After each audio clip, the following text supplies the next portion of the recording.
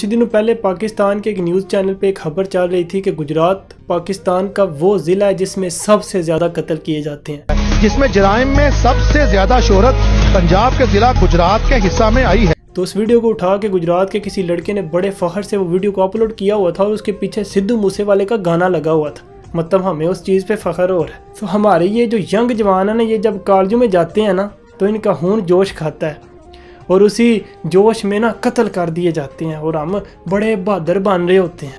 अब जिसको मार दिया है उसका घर तबाह हो गया है, एक घर तबाह करके हम शेर बनेंगे, बहादुर बनेंगे। और यार कल को हाथ मारो थोड़ा, वो ऐसी बहादुरी नहीं चाहिए जिससे आपकी माँ डरती रहे कि यार मेरे पुत्र को कुछ कर ना दे कोई, क्यों? क्योंकि वो कसब तो ऐसे कर रहा होता है।